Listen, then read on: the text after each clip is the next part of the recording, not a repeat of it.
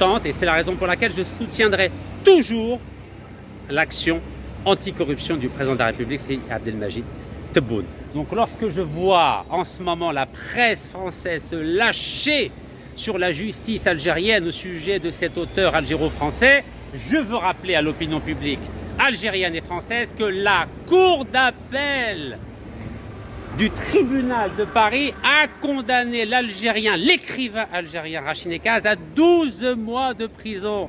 Alors s'il vous plaît les Français, avant de donner des leçons à l'Algérie, essayez de nettoyer devant votre propre justice. Et d'ailleurs, vous avez tellement honte de m'avoir condamné qu'il n'y a même pas eu un seul article de presse. Je dis bien un seul article. Même pas un site internet qui a parlé de la condamnation de l'écrivain Rachid Nekaz à 12 mois de prison ferme par ce tribunal, la Cour d'appel de Paris. Si vraiment mon cas était réel, vous savez très bien que toute la presse française en aurait parlé pour dire « Regardez Rachid Nekaz, ce délinquant !» Eh bien non, car ils savent que c'est un dossier monté de toutes pièces et c'est parce que c'est un dossier monté de toutes pièces que, comme on dit chez nous... La France critique sans cesse l'Algérie. Mais qui critique la France? Sa justice, censée être indépendante, est devenue un outil politique. Aujourd'hui, je vous dis la vérité que les médias français refusent de montrer. Salam alaikum, Azzoul Filawen, Kirakoum Derin. Est-ce que vous savez où je suis? Vous m'avez vu ce matin en Espagne. Et là, je suis à Paris, car je suis sorti de la cour d'appel du tribunal de Paris, car c'est ici que la justice française a condamné un écrivain algérien, car je suis un écrivain algérien qui a publié 6 livres à 12 mois de prison ferme. Voilà ce que dit la décision de justice française de la Cour d'appel de Paris. Un écrivain algérien du nom de Rachid Nekaz a été condamné par la justice française à 12 mois de prison ferme. Oui, avec cette nuance aménageable, avec un bracelet électronique dont j'attends toujours la convocation du juge d'application des peines. Il n'en demeure pas moins que sur le plan strictement judiciaire, la France, le pays des Lumières, a condamné un écrivain algérien qui a publié 6 livres, et des livres dans la plus grande maison d'édition française qui s'appelle Robert Laffont, un livre avec les 7 chefs d'État du G7, le président français Jacques Chirac, le président américain Bill Clinton, le chancelier allemand Gerhard Schröder, le premier ministre italien Massimo D'Alema, le premier ministre japonais Kaizo Obuchi, le premier ministre canadien Jean Chrétien et l'ancien premier ministre britannique Tony Blair. C'était en 2000. Figurez-vous que ce pays de lumière m'a condamné à 12 mois de prison. Alors pourquoi je vous fais cette introduction? Déjà, première chose, pour vous dire que je ne fuis pas mes responsabilités et je ne serai jamais un fugitif. J'assumerai toujours la responsabilité de mes propos et la responsabilité de mes actions. Ça, c'est le premier élément. Deuxième élément, je ne serai jamais comme Abdeslam Bouchouarb qui a peur de répondre aux convocations de la justice algérienne. Je ne serai jamais comme Kamel Daoud qui a peur de répondre aux convocations de la justice algérienne.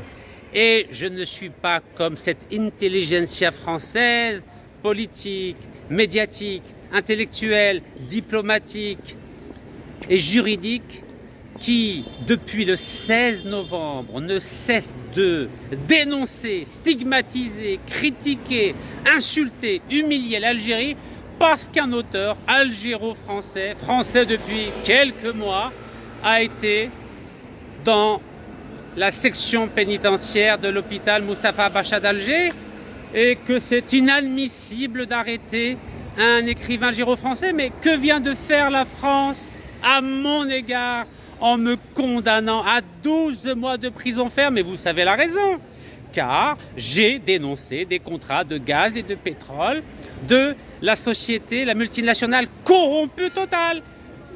Total, condamné pour corruption en Algérie. Total, condamné pour corruption en France. Total, ici même d'ailleurs, ici même. Total, condamné pour corruption aux États-Unis. Et qui est le vice-président de Total? Il s'appelle le général Denis Favier. Et ce vice-président de Total, Denis Favier, a monté un dossier de toutes pièces contre moi à partir de 2013, lorsqu'il était directeur général de la Gendarmerie nationale française, en menaçant des locataires d'un immeuble que je gérais de poursuites judiciaires ou militaires s'ils ne répondaient pas à la convocation de la Gendarmerie nationale et s'ils ne portaient pas plainte contre Rachid Nekad. Est-ce que vous imaginez? Cela s'appelle de la subornation de témoins. Et à ce jour, ce vice-président de Total, le général Denis Favier, a été mis en examen par le doyen des juges d'instruction de cette cour d'appel qui s'appelle Cyril Paco, suite à ma plainte. Donc vous avez compris pourquoi je suis très à l'aise par rapport à ce dossier judiciaire. Et vous avez vu, je suis ici, en France. Je n'ai pas fui en Algérie, je n'ai pas fui aux États-Unis, je n'ai pas fui en Chine. Je suis là, j'assume et je demande à porter ce fameux bracelet électronique. Et s'ils ne veulent pas me mettre ce bracelet électronique, je vais leur dire de m'enfermer à la prison de Fresnes ou de Fleury.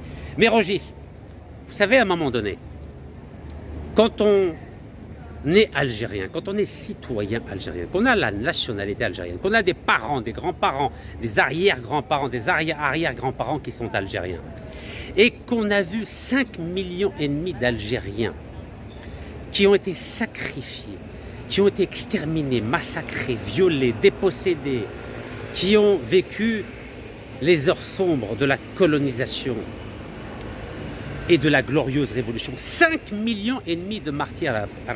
Comment la France peut-elle oser critiquer l'Algérie sur la justice, alors que la sienne est gangrenée par l'ingérence politique?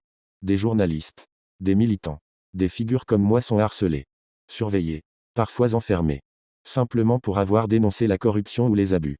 La justice française n'est pas indépendante. Elle obéit à l'État, au pouvoir, et surtout à une certaine idéologie d'exclusion. Quand on est algérien, avec cette histoire si douloureuse et si glorieuse, on n'a pas le droit de montrer notre lâcheté. On n'a pas le droit de montrer que nous n'avons pas de principe. On n'a pas le droit de baisser la tête. Il faut assumer.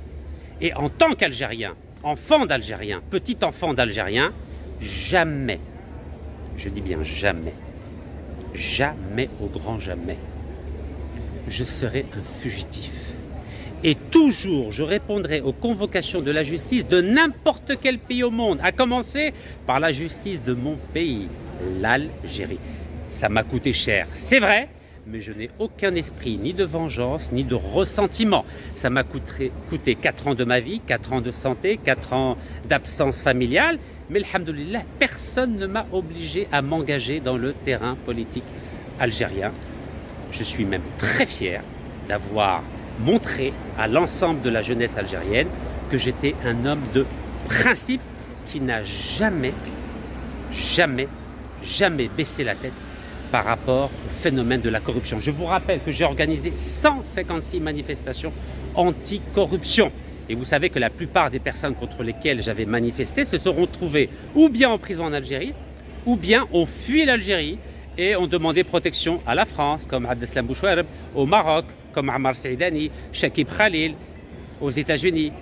Et vous avez vu que je suis libre grâce à 3 grâces présidentielles du président Abdelmajid Tebboune, que je tiens à nouveau à remercier, car lui aussi, depuis 2017, date à laquelle il avait été nommé en mai 2017, chef du gouvernement algérien, son cheval de bataille, c'était la lutte contre la corruption.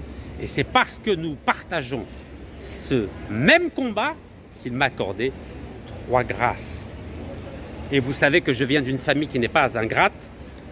J'ai bénéficié d'une éducation où les valeurs de la reconnaissance sont extrêmement importantes. Et c'est la raison pour laquelle je soutiendrai toujours l'action anticorruption du président de la République, c'est Abdelmajid Tebboune. Donc lorsque je vois en ce moment la presse française se lâcher sur la justice algérienne au sujet de cet auteur algéro-français, je veux rappeler à l'opinion publique algérienne et française que la cour d'appel du tribunal de Paris a condamné l'Algérien, l'écrivain algérien Rachid Nekad à 12 mois de prison. Alors s'il vous plaît les Français, avant de donner des leçons à l'Algérie, essayez de nettoyer devant votre propre justice. Et d'ailleurs, vous avez tellement honte de m'avoir condamné qu'il n'y a même pas eu un seul article de presse. Je dis bien un seul article. Même pas un site internet qui a parlé de la condamnation de l'écrivain Rachid Nekaz à 12 mois de prison ferme par ce tribunal, la Cour d'appel de Paris. Si vraiment mon cas était réel, vous savez très bien que toute la presse française en aurait parlé pour dire « Regardez Rachid Nekaz, ce délinquant !» Eh bien non, car ils savent que c'est un dossier monté de toutes pièces, et c'est parce que c'est un dossier monté de toutes pièces que, comme on dit chez nous, Rassi Marfou ou Andi Nif, et j'affronte cette justice, je suis devant elle, et c'est même moi qui demande à ce qu'on applique de façon rigoureuse cette décision de justice. Et quand je vois que cette justice honteuse n'a même pas le courage de m'enfermer dans une prison ou de me mettre le bracelet électronique, cela en dit long sur la crédibilité, la légitimité et le sérieux de cette justice française aux ordres. Car le dossier qui me concerne est un dossier hautement politique, car il remet en question des intérêts énergétiques extrêmement importants de l'entreprise multinationale corrompue Total en Algérie. Et de la même façon que le président algérien depuis 2017 lutte farouchement contre la corruption, je demande au président de la République, Seydi Abdelmajid Tebboune, de lutter aussi contre toutes les entreprises qui opèrent en Algérie et qui ont été condamnées pour corruption. Et je demande au président algérien de fixer cette règle.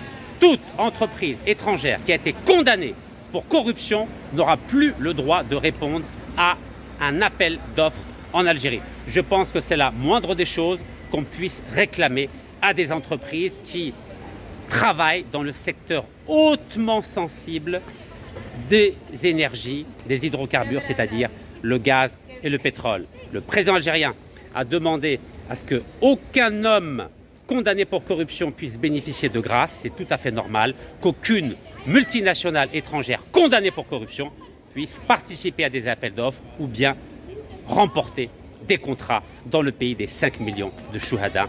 Rabbi yarhamhum. Barakallahu fikum. Tahia al-Jazair, tahia al-Palestine. Wallah yarham Face à chouhada. cette arrogance, l'Algérie doit répondre avec fermeté. On ne se laissera plus faire. Nous avons nos défauts. Mais nous n'acceptons plus les leçons d'un pays qui piétine ses propres principes républicains. Moi, Rachid Nekaz. Je le dis haut et fort, l'Algérie ne doit plus baisser les yeux. C'est à la France de balayer devant sa porte avant de pointer du doigt les autres.